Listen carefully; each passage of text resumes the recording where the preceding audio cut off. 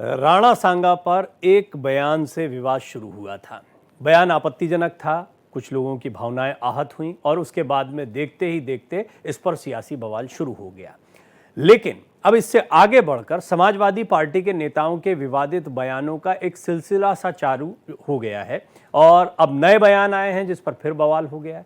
पहले समाजवादी सांसद रामजीलाल सुमन ने राणा सांगा पर विवादित टिप्पणी की, इसके बाद राजनीतिक तूफान खड़ा हुआ। इसके बाद उन्होंने एक और विवादित बयान देते हुए कह दिया कि मंदिरों के नीचे बौद्ध मठ हैं।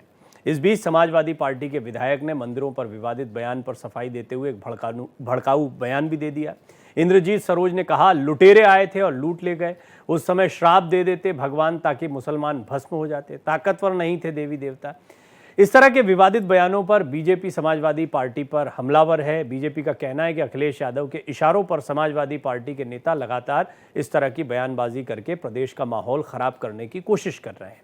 इस पर बातचीत करेंगे मेहमानों के साथ, लेकिन उससे पहले ये जो वार पलटवार चल रहा है, बयानबाजियां चल रही हैं, इस पर एक छोटी सी रिपोर्ट देखिए।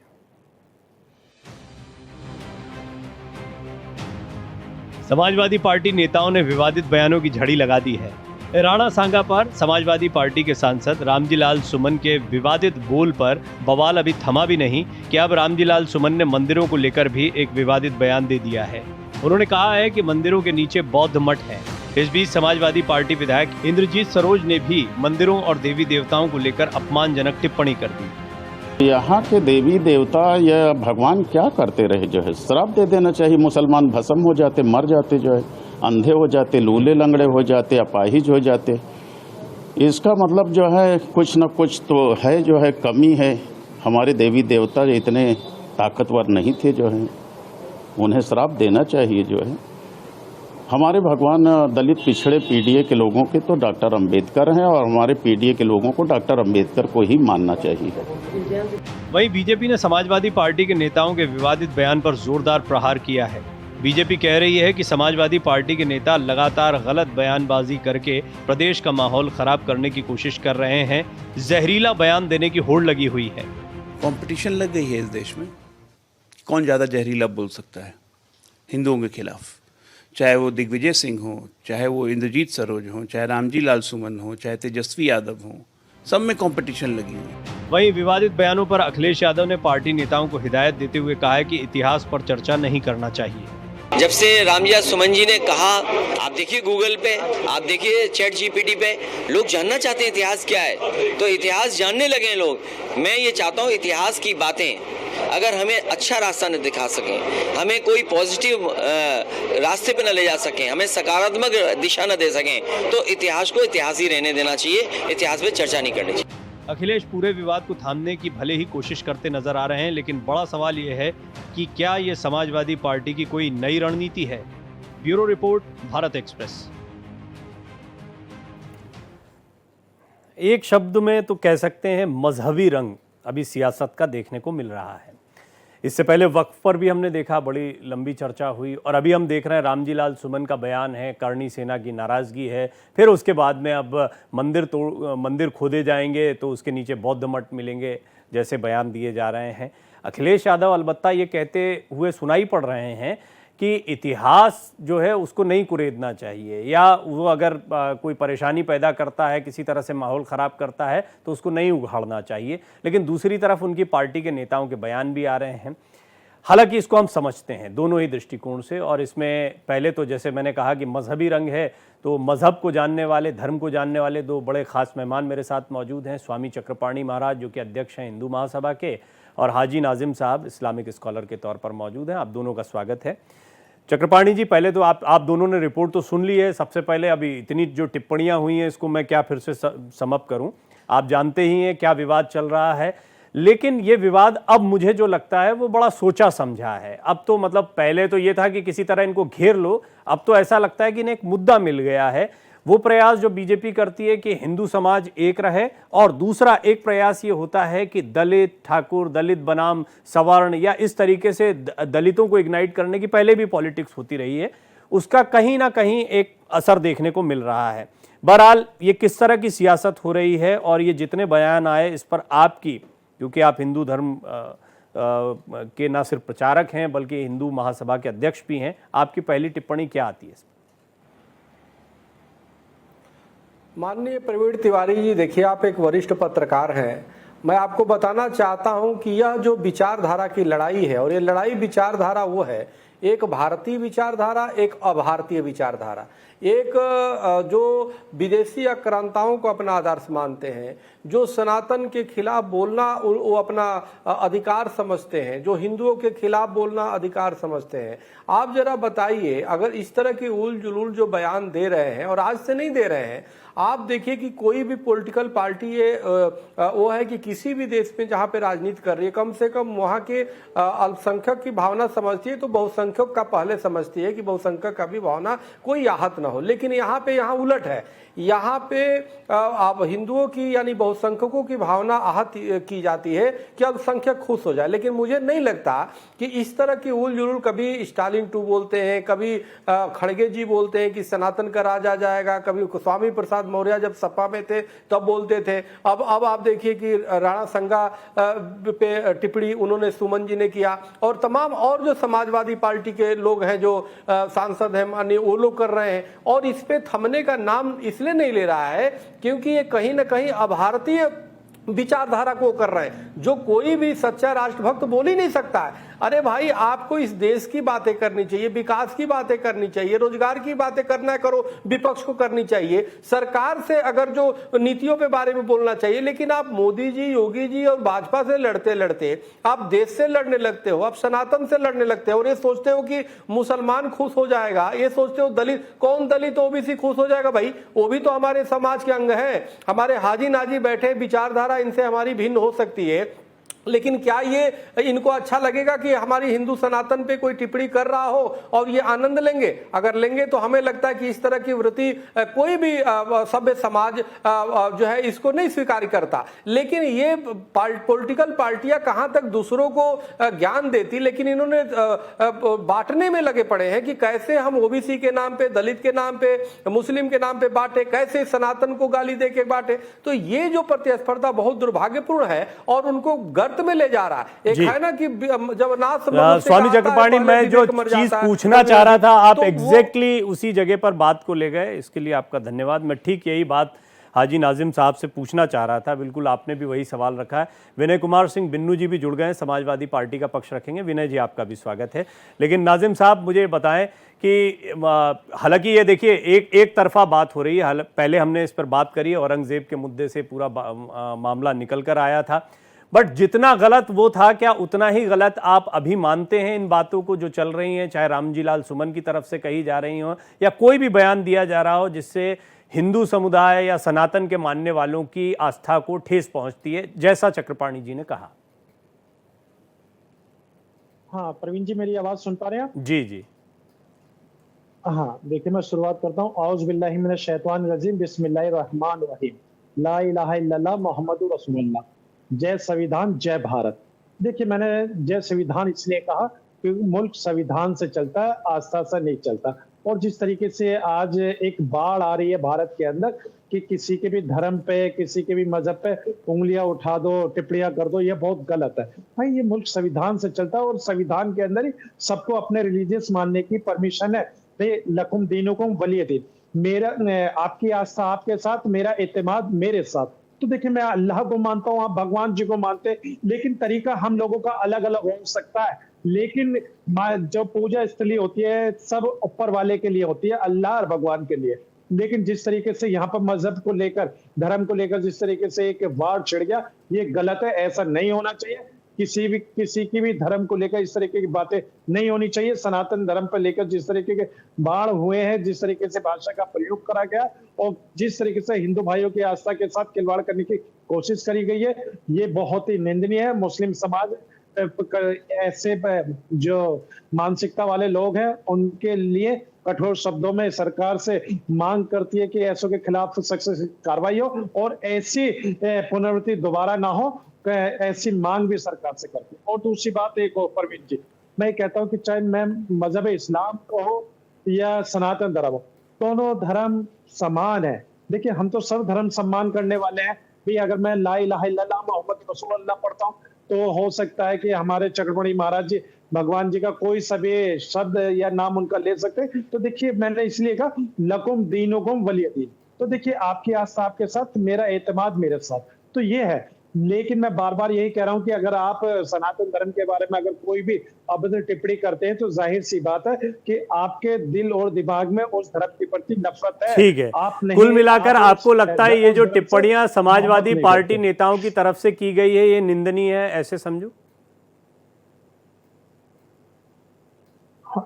हाँ, देखिए जो भारत के रहने वाले अमन पसंद लोग हैं, जो सर्वधर्म सम्मान की बातें करते हैं, अगर किसी के भी धर्म के बारे में अगर ऐसी टिप्पणी होती है तो वो सभी सर्वधर्म का सम्मान करने वाले ऐसी बातों की कठोर शब्दों में निंदा होनी चाहिए। ठीक है, मैं बस ये थोड़ा सा स्पष्ट समझना चाह रहा था, क्योंकि आपको समाजवादी पार्टी के प्रवक्ता और नेता विनय कुमार सिंह बिन्नू भी सुन रहे हैं। विनय जी, अब आप बताएं। देखिए, चक्रपाणी जी ने भी इसकी निंदा की, हाजी नाजिम साहब भी इसकी निंदा कर रहे हैं। ये किस तरह की सियासत है कि आप कई लोगों की धार्मिक भावनाओं को, आस्थाओं को ठेस पहुंचा रहे हैं, और क्या ये दलित बनाम सवर्ण या दलितों को अपनी तरफ आकर्षित करने का एक प्रयास है? आपको बता दें, ऐसा कुछ कहा नहीं उन्होंने सिर्फ इतना ही कहा है कि देखिए भगवान, मैं आपको क्लियर एक बात कर दूं कि भगवान के प्रति सबको आस्था है और भगवान में अटूट विश्वास है, और ये आस्था जो है एक अपने इच्छा शक्ति को मजबूत करने के लिए होता है। भगवान को ना हमने देखा है, ना आपने देखा, ना कहा, लेकिन हम महसूस करते हैं कि भगवान जो है और हमारे अंदर विराजमान है और कण कण में विराजमान है, हम ये महसूस करते हैं ये लेकिन जो हिंदुस्तान की स्थिति है, जो आज उत्तर प्रदेश की स्थिति है, केवल पूजा करने से और ये धर्म पे बात करने से, इन्हीं सब चीजों से नहीं। आज जिस तरह से युवा बेरोजगार है, कि महिलाओं के साथ क्या स्थिति है, किसानों की स्थिति कहाँ है, ये सब सारी चीजें हैं। भारतीय जनता पार्टी कहीं न कहीं धर्म और इन सब चीजों में फंसा करके रखना चाहती है। इंद्रजीत सरोज जी का कहना यही था कि भगवान जो है मंदिरों में आपके आस्था के लिए है, न कि हिंदुस्तान को बनाने के लिए। ना हिंदुस्तान में जो गरीबी है, महंगाई है, इन सब चीजों पर जो है, इसे केवल पूजा पाठ करने से सही हो जाएगा। लेकिन आज भारतीय जनता पार्टी इन सब चीजों पर ध्यान नहीं देना चाहती है। देश में जिस तरह से नफरत का माहौल, ठीक है विनय जी, इस पर बात कर लीजिएगा, इस पर बोल लीजिएगा। इंद्रजीत सरोज का कहना है, देवी देवताओं में शक्ति होती तो श्राप देते, मुसलमानों को खत्म कर देते, अंधे लूले लंगड़े कर देते, उनको आक्रांता जो आए थे उनकी बात वो कर रहे थे। ये किस तरह का बयान है? इसकी क्या आवश्यकता महसूस हो रही थी उनको? उसके पीछे का सीधा उनका मोटो यही है कि सिर्फ इसी से देश नहीं चलेगा, देश को और भी चीजें चाहिए। क्या प्रभु का नाम लेने से प्रभु आकर के इस देश की स्थिति को ठीक कर देंगे, युवाओं को रोजगार दे देंगे, चाहे महिलाओं की जो स्थिति, किसानों की स्थिति ठीक कर देंगे? मैं तो क्लियरली, मैं आपकी देखिए, मेरी आपसे इतनी बात होती है विनय जी, मैं जानता हूं आप बहुत जहनी तौर पर बड़े समृद्ध इंसान हैं, खूब पढ़ते लिखते हैं आप।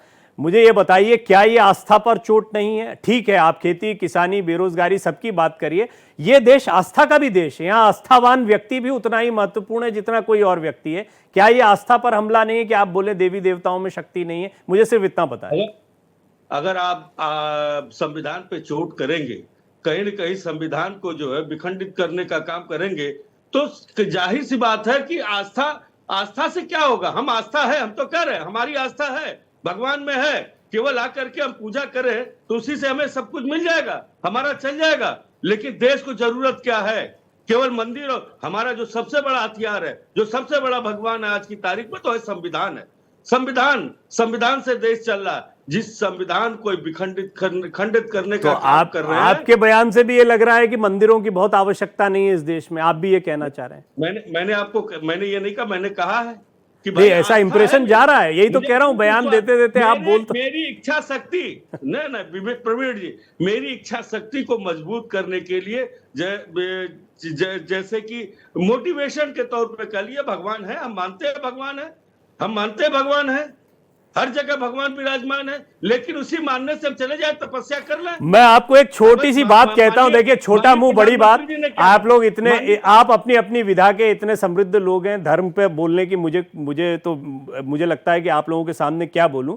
लेकिन इस देश में लेकिन विनय जी, इस देश में अगर आप किसी को जानते हैं ना आज कई सौ साल बाद, तो आप स्वामी विवेकानंद को जानते हैं, कई सौ साल बाद आप दयानंद सरस्वती को याद करते हैं, कई सौ साल बाद आप राजा राम मोहन राय को याद करते हैं, कई सौ साल बाद आप ऐसे कई लोगों को, आदि शंकराचार्य को आप याद रखते हैं। उनके साथ के पॉलिटिशियंस, सम्राटों, राजाओं जो बतेरे थे, बहुतायत में थे, उनको याद नहीं रखते। ये आस्था की ताकत होती है और इसी से देश चला आ रहा है, वो परंपरा चली आ रही है। और आज अगर आप कहते हैं कि ठीक है, आज हमको इन चीजों को एड्रेस करना है, इसलिए आस्था के बारे में कुछ बोल जाए, ये कैसे जस्टिफाइड है?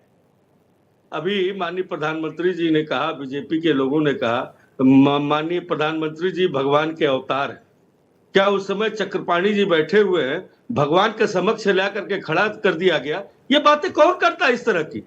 ये भारतीय जनता पार्टी करती है। वो एक अलग विषय है, जिस दिन उस पर बात करते हैं तो मेरी भी टिप्पणी वही होती जो आप एक्सपेक्ट कर रहे हैं। आज हमारा मसला दूसरा है। आज मसला यह है कि मंदिरों को तोड़ो तो उसके नीचे से बौद्ध मठ निकल आएंगे, हर मंदिर की खुदाई करो तो बौद्ध मठ भी निकल कर आएंगे, उनको भी ढूंढो। दूसरा, देवी देवताओं में शक्ति होती तो श्राप दे देते।